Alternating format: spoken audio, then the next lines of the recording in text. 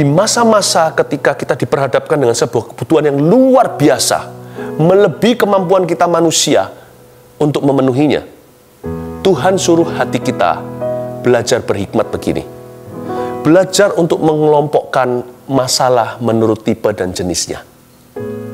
Coba Anda dan saya bisa melihat apakah masalah kita ini masalah yang sifatnya masalah itu sifatnya teknis, praktis, atau masalah rohani. Kalau Anda belum subscribe di channel ini, segera supaya Anda bisa mengikuti terus rema-rema dari Roh Kudus ya. Saya kasih satu renungan, saya berikan tema singkat sederhana aja, rahasia 5 roti dan 2 ikan. Kita buka sama-sama di Markus pasal yang ke-6 ayat yang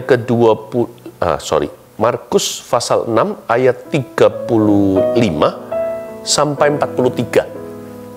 Cerita tentang 5 roti dan 2 ikan. Ada banyak rahasia di dalamnya, dan kita pasti menerima rema-rema yang luar biasa. Setiap orang yang mendengar, setiap pasang telinga akan dapat yang berbeda. Catatannya nanti sama. Jangan lupa mencatat khotbah. Ini renungan saja, tapi tetap harus dicatat ya. Tapi nanti ya, sekalipun Anda catatannya sama, nanti aplikasi dan kuasanya itu spesifik masing-masing pribadi. Buka telinga. Rahasia 5 roti, 2 ikan. Pada waktu hari sudah mulai malam, Markus 6 ayat 35. Datanglah murid-muridnya kepadanya dan berkata, tempat ini sunyi dan hari sudah mulai malam. Jadi kejadian 5 roti 2 ikan itu in the evening, atau waktu petang hari.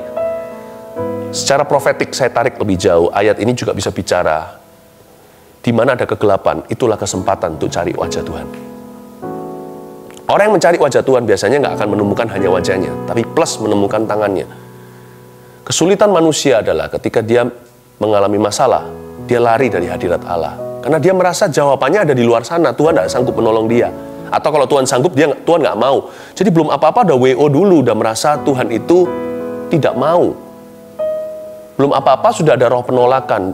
Tuhan nggak bisa berkati kehidupan Anda kalau Anda entertain atau manjakan perasaan tertolak di dalam hati Anda yang tidak terbukti atau terbukti salah di hadapan Allah. Allah tidak pernah menolakmu. Hanya karena Tuhan belum melakukan sebuah mujizat, jangan cepat-cepat hakimi dulu. Karena itu pada waktu hari sudah malam, harusnya murid-murid datang ke Tuhan. Mereka malah pusing sendiri. Karena manusia itu logika banget.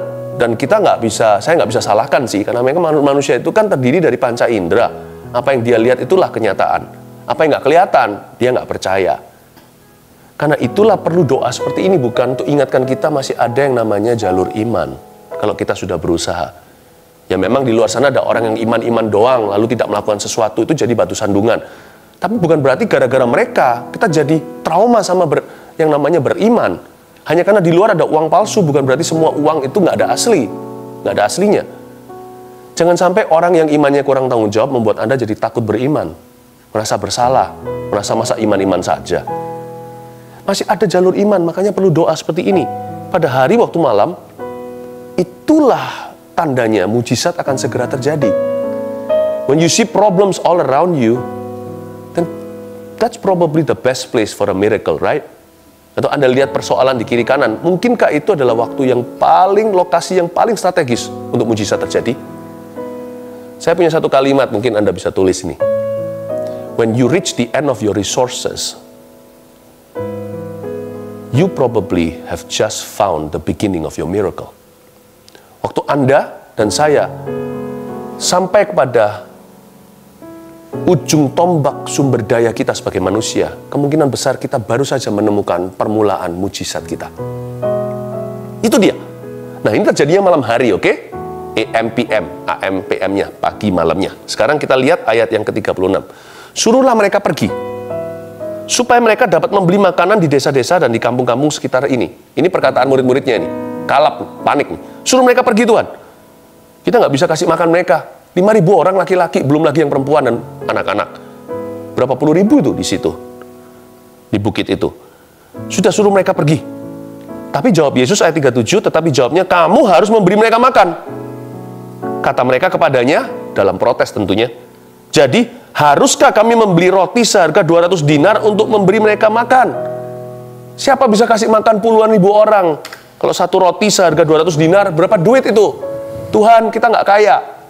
Dan sekalipun di sini ada orang kaya, Yusuf Arimatea atau siapa di tokoh-tokoh di Alkitab yang diberkati, apakah cukup semua harta ini untuk memberi makan semua orang yang kelaparan di dunia?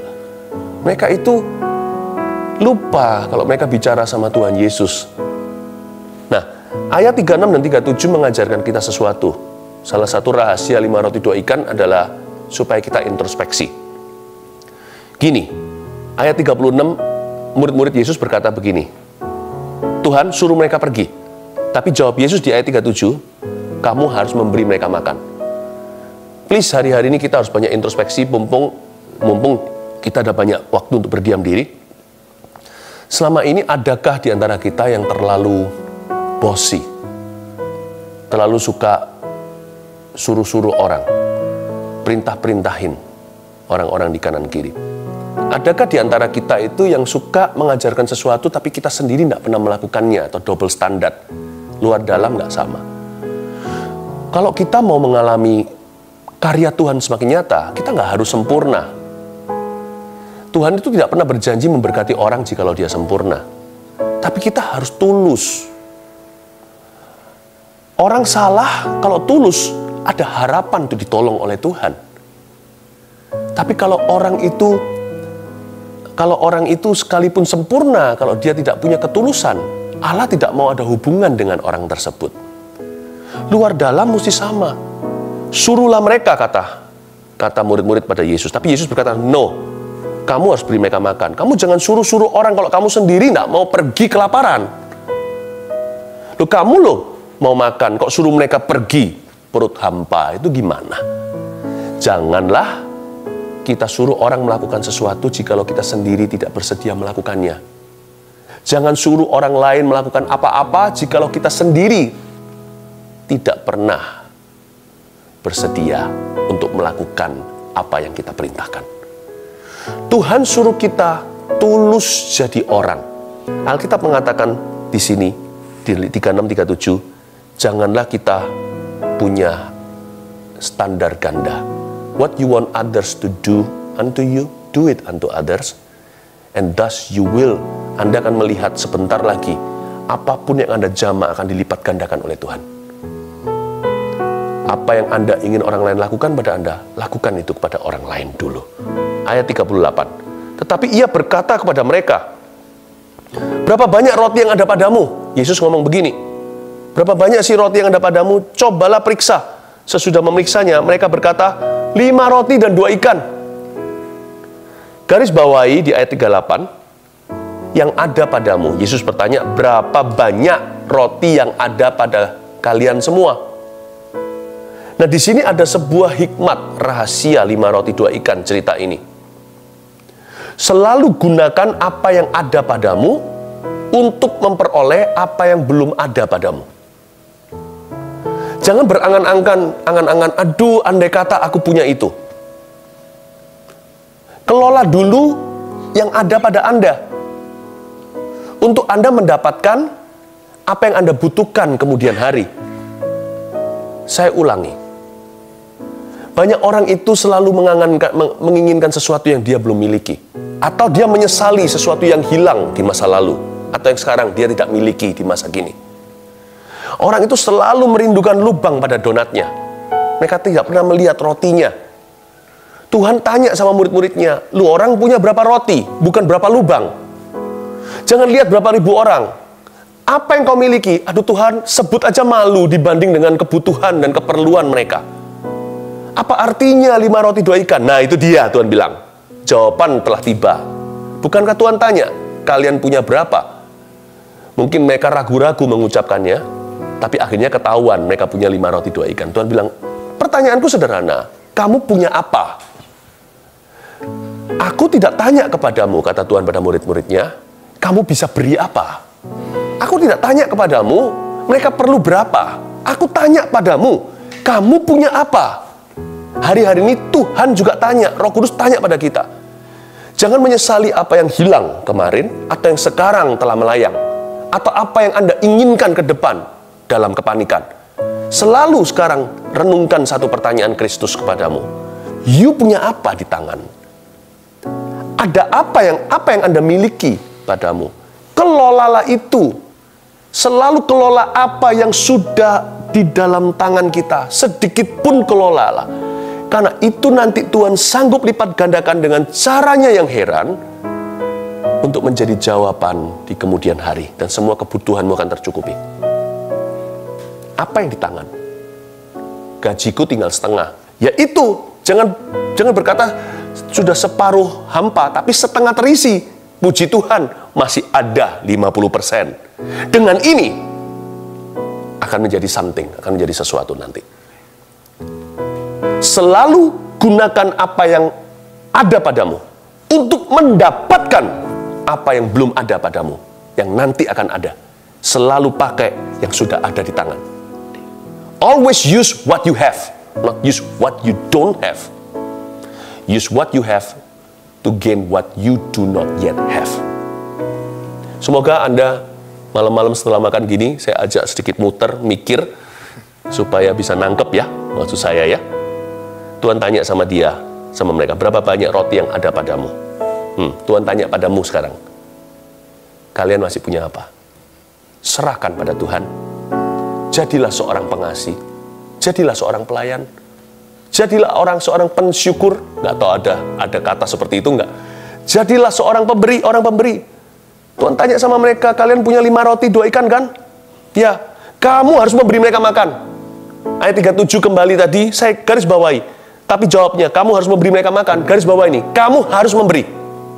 Kamu harus jadi memberi. Saya bersyukur saya tidak izinkan keadaan ini saya menjadi orang yang pelit dan kikir. Tidak. Saya tidak sehari-hari hanya memikirkan diri sendiri. Besok makan apa? Masih bisa begini, begitu enggak? Masih bisa keluar enggak? Masih bisa belanja? Ya, tetap harus bertanggung jawab. Semua itu harus ada persediaan dan persiapan. Namun hati saya tidak melekat padanya. Karena Tuhan berkata, kamu harus memberi mereka makan. Kamu harus memberi. Kamu harus memberi mereka makan. Kamu harus memberi. Kalau kamu mau diberi, kamu harus memberi. Bukankah tadi yang saya sudah sebutkan, standar Tuhan, ketulusan. Inside, outside harus sama. Lakukan pada orang lain apa yang Anda ingin orang lain lakukan kepada Anda. Kalau Anda mau diberi oleh Tuhan, Anda juga harus belajar memberi. Sebab Tuhan perintahkan pada murid-muridnya, kamu harus memberi. Baru setelah itu tambahkan, mereka makan. Kamu harus memberi. Hari-hari ini, kamu harus memberi pujian pada orang-orang yang layak mendapat pujianmu di rumah contohnya. Kamu harus memberi waktu. Kamu harus memberi bahkan seorang janda di perjanjian lama, seorang nabi luar biasa datang. Makanan terakhirnya pun dikasihkan. Bayangkan, Tuhan menuntut kita semua jadi pemberi setiap waktu. Jadi pengasih setiap waktu. Ya, itu dia. Itu rahasia 5 roti 2 ikan. Ternyata lebih dari sekedar makanan. Tuhan mengajarkan prinsip dan hukum-hukum supranatural kepada mereka. Kalau mereka mau mengalami terobosan, terobosan harus dimulai di dalam diri. Kalau di dalam diri mereka tidak ada terobosan, niscaya tidak akan ada terobosan apa-apa di luar sana. Yang Tuhan cari, itu iman di hati. Nah, kita lihat ayat yang ke-39. Lalu ia menyuruh orang-orang itu supaya mereka duduk berkelompok-kelompok di atas rumput hijau. Maka duduklah mereka berkelompok-kelompok, ada yang 100, ada yang 50. Ada yang 100, ada yang 50 orang. Garis bawahi supaya semua duduk berkelompok-kelompok di atas rumput hijau. Kenapa ditekankan di sini rumputnya hijau? Suruh aja mereka duduk di tanah. Lebih simpel, nggak usah sepanjang ini kalimatnya. Tuhan tidak akan menunjukkan mujizat pelipat gandaan sampai murid-murid Tuhan itu merasakan hijaunya rumput. Jangan bandingkan rumputmu dengan rumput tetangga yang kelihatan selalu lebih hijau dari rumput Anda. Belajarlah rasa puas dan bersyukur dengan yang sedikit padamu atau dengan yang lebih sedikit sekarang padamu. Not until the grass seems greener on your side that you will see the power of multiplication. Sebelum Anda bisa setuju dengan Kristus bahwa rumput di rumahmu lebih hijau daripada rumput di tetangga, Anda tidak akan mengalami pelipat gandaan apa-apa. Karena lipat ganda itu hanya dengan cara menengadah dan bersyukur atas 5 roti 2 ikan itu. It was given through thanksgiving. Itu diberikan melalui rasa syukur. Jadi karena itu ditekankan, mereka semua disuruh duduk sama Yesus. Murid-murid itu loh, suruh orang-orang itu duduk, 5.000 orang itu berkelompok-kelompok di atas rumput yang hijau. Katakan berkelompok-kelompok. Ya. Salah satu hal lagi yang diajarkan di dalam 5 roti 2 ikan ini, dalam cerita yang luar biasa ini adalah di masa-masa ketika kita diperhadapkan dengan sebuah kebutuhan yang luar biasa, melebihi kemampuan kita manusia untuk memenuhinya. Tuhan suruh hati kita belajar berhikmat begini. Belajar untuk mengelompokkan masalah menurut tipe dan jenisnya. Coba Anda dan saya bisa melihat apakah masalah kita ini masalah yang sifatnya masalah itu sifatnya teknis, praktis, atau masalah rohani. Kita harus bisa memilah-milah di dalam benak batin pikiran kita. Tuhan tidak mau kita itu tiba-tiba langsung udah campur baur perasaannya.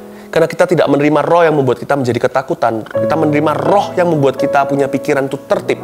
Dalam bahasa Inggrisnya, we receive the spirit of sound mind.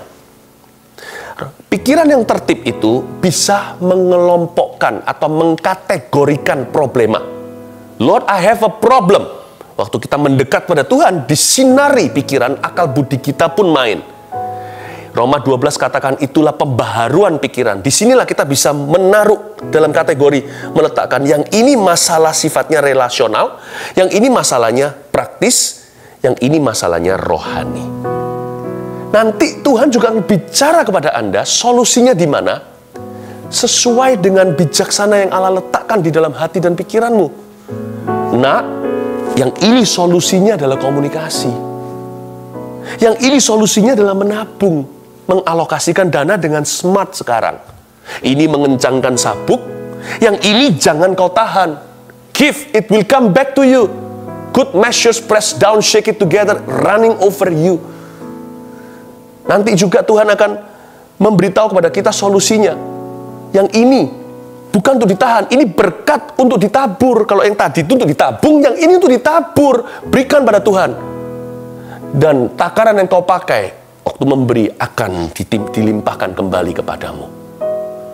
Jadi Anda akan mengerti. Jadi jangan stres sendiri. Percayalah dalam Kristus ada jalan. Mungkin bukan jalan tol, ada jalan tikus, so pasti. Pokoknya ada jalan, wong namanya Yesus adalah jalan kok, pasti ada jalan. Mungkin jalannya nggak seperti dulu. Dan belajar untuk bisa merangkul terlebih dulu dan menerima the new normal, normal yang baru. Orang yang berkata, zaman dulu enak ya, kata pengkhotbah tidak mengucapkannya dengan bijaksana. Itu bukan dari hikmat dia mengatakannya. Karena orang yang selalu melihat ke belakang, enak ya bawang prei dan brambang yang ada di Mesir, dia tidak akan pernah lihat Kanaan.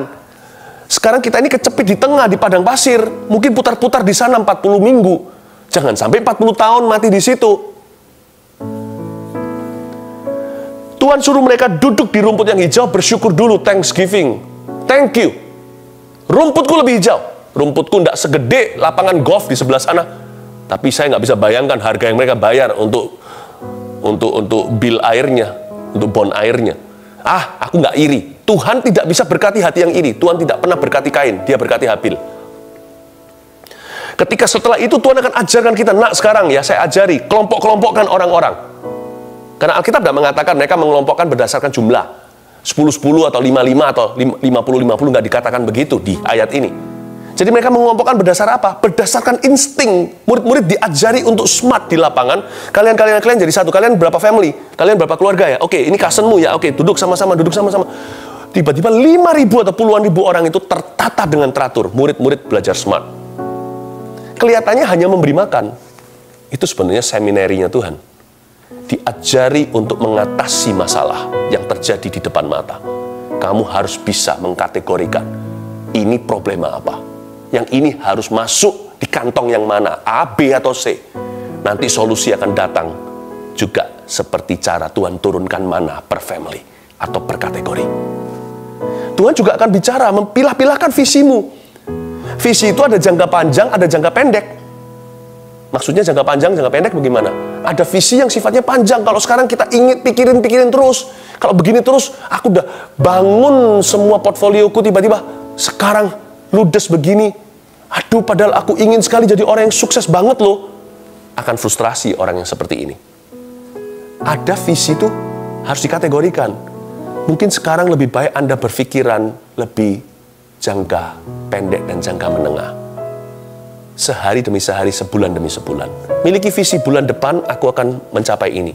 Jangan angan-angan muluk-muluk dengan cita-cita dulu, malah frustrasi.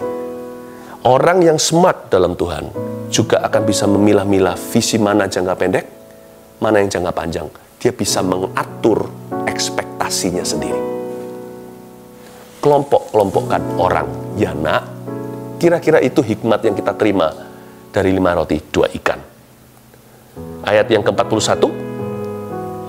Dan setelah ia mengambil 5 roti dan 2 ikan itu, ia menengadah ke langit dan mengucap berkat, lalu memecah-mecahkan roti itu dan memberikannya kepada murid-muridnya, supaya dibagi-bagikan kepada orang-orang itu. Begitu juga kedua ikan itu dibagi-bagikannya kepada semua mereka.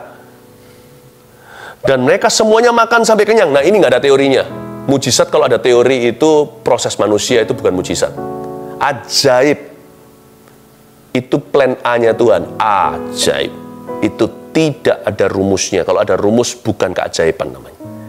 Yang ini saya tidak bisa kasih poin apa-apa.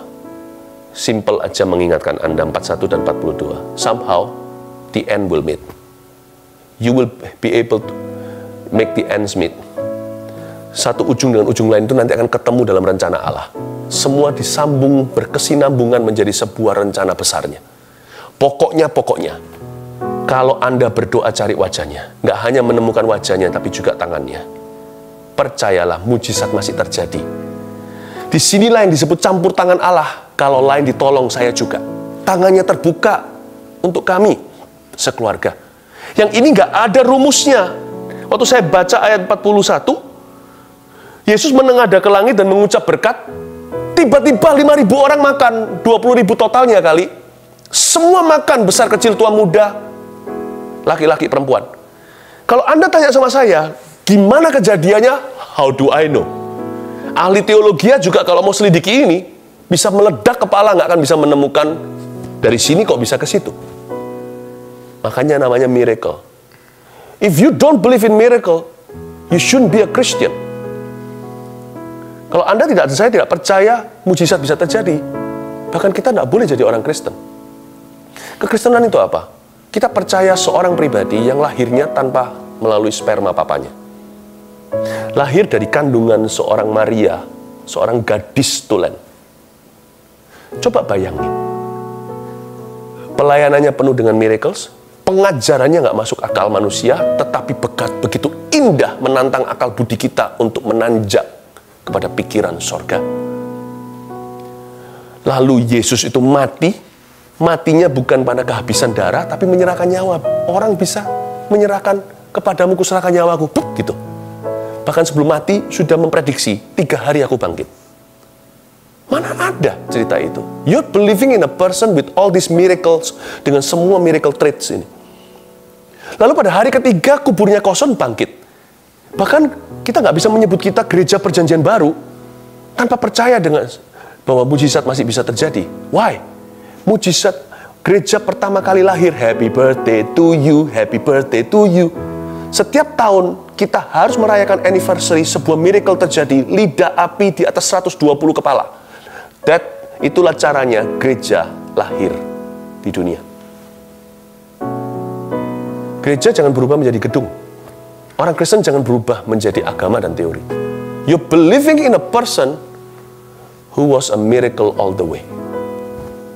Dari lahir, sampai mati, sampai bangkit, sampai naik ke sorga.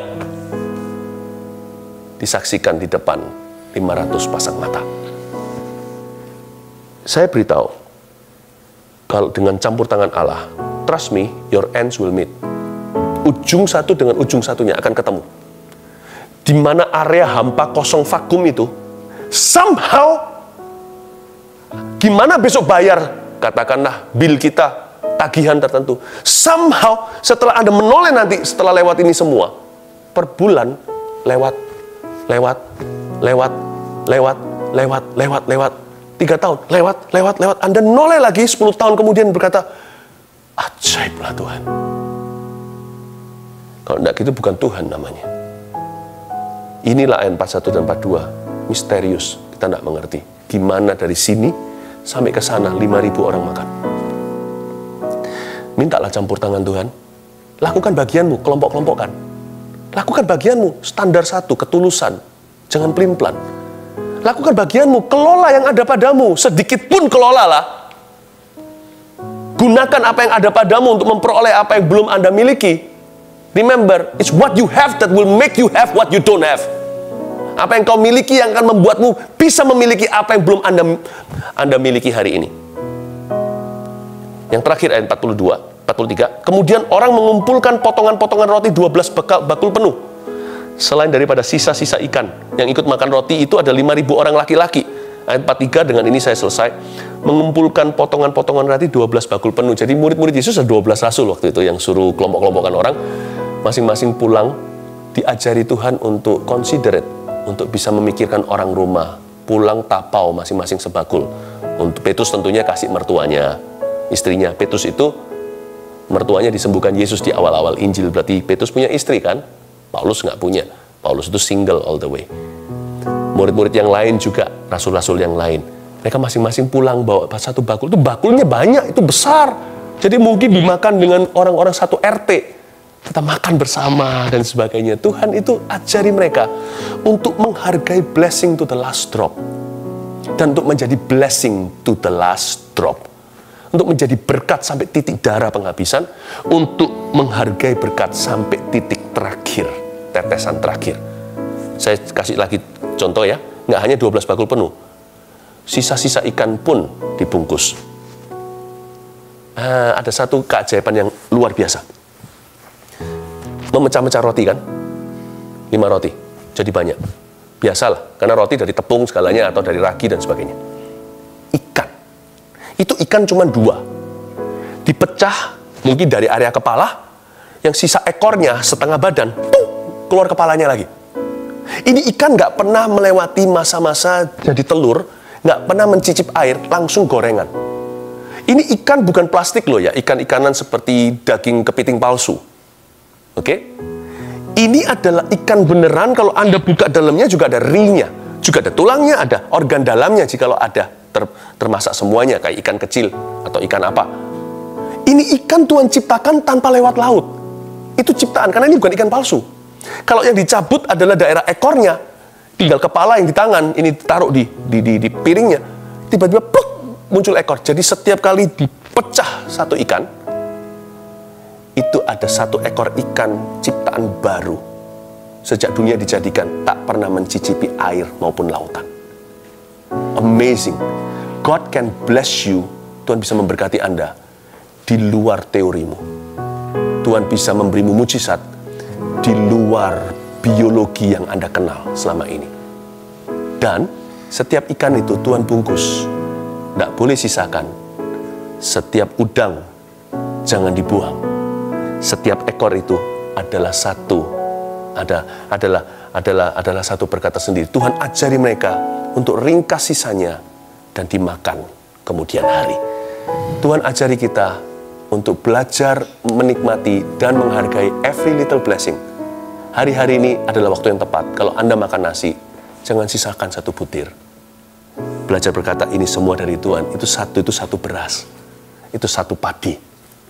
Belajar menghargai. Nanti ya, keluar dari masa corona ini, kita akan menuai anak-anak Tuhan yang setia dalam perkara sederhana. Watch out world, you will begin to see great men and women. Karena barang siapa dipercaya perkara kecil, dia akan dipercaya perkara besar. Dengan kata lain, barang siapa bisa dipercaya dengan perkara kecil, dia akan menjadi orang besar. Are you ready jadi orang yang besar? Mari sekarang taruh percaya kepada Tuhan, praktekkan firman Tuhan ini. 1 Petrus 4 ayat 7. Kesudahan segala sesuatu sudah dekat. Karena itu, kuasailah dirimu dan jadilah tenang, supaya kamu dapat berdoa. Saudara yang terkasih, terima kasih telah mendengarkan firman Tuhan hari ini. Jangan lupa untuk dukung terus channel ini dengan cara subscribe, like, share, dan juga komen, agar saudara kita yang lain juga boleh terberkati. Tuhan Yesus memberkati kita.